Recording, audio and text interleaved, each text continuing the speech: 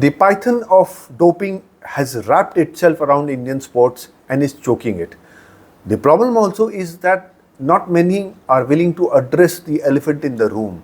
According to World Anti-Doping Agency WADA reports, India has recorded the highest positivity rates in global doping and absolute violation numbers for 3 consecutive years starting from 2022.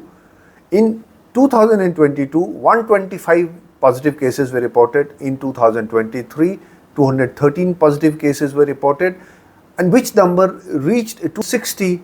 And there are many more numbers which go unreported, undetected, and at times manipulated. In a country where over-the-counter steroids, protein supplements which are contaminated, and performance enhancing drugs available easily, you can understand that these numbers which we are getting from WADA are just the tip of the iceberg.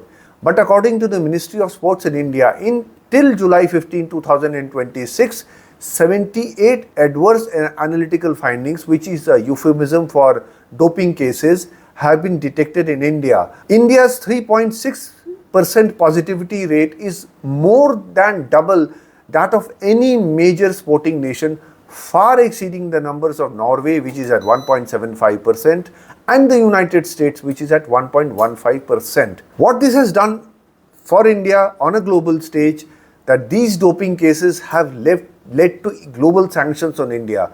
In April 2026, the Athletics Integrity Unit placed India into Category A, the highest risk doping bracket, along with Russia and Kenya.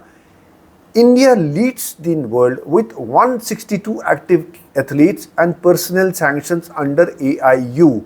This number, horrifyingly, is more than Russia and Kenya combined. Shortly before the Commonwealth Games started in Glasgow, India was jolted by yet another doping scandal. 4 weightlifters were tested positive for banned substances during the qualification period, ruling them out of the games. Now, the repercussions have gone beyond these individual suspensions.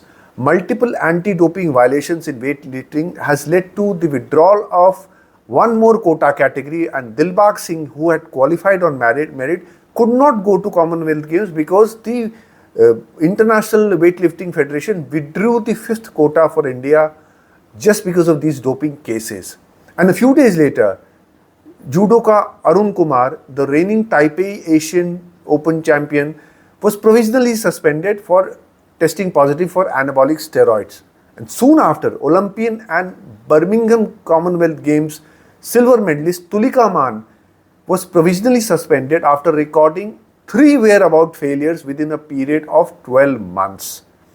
And there are whispers all around the sporting world about Indian athletes doing phenomenally well in India, but looking pretty ordinary abroad, where testing procedures are stringent and cannot be compromised with. As India prepares to host the Commonwealth Games in 2030, these numbers are putting a dent on the credibility for hosting such multi-sports events in India. I remember my days from the mid-1990s when I was participating in the All India Inter-University weightlifting and best physics competitions.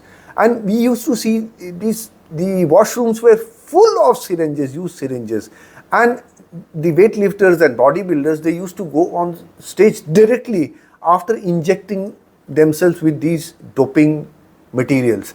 Now, we were the passionate ones, the so-called naive ones. We were not interested in the doping efforts, and so had no chance of winning. They are sort of criminals, because not only are they harming themselves medically, they are also harming the game. Because of so many athletes, so many sportsmen, they simply walk away from the game because they are not willing to inject themselves with these dopes, and they walk away from the game and look for something else. So a lot of talent also goes down the drain because of these doping cheats. So these people are criminals in my view. While the government has brought in legislation to control doping, but it is my suggestion that Also, the idea of providing financial incentives to very young athletes also needs to be looked into. While the principles behind this providing financial incentives are very good, but what is happening for events like Hello India? Now the parents and coaches have started pushing their children into this doping mess because they want to make their children win at any cost. The idea has basically failed after a while. This will fail because young athletes are getting into doping just for the sake of money. So incentives like training, maybe providing support for training and infrastructure for these winners might work well in the longer run rather than the financial incentives, because it's not working out. This is basically pushing these youngsters into the dark alley where the python of doping awaits. The sports is all about spreading life, and it is not about killing spirit and killing life.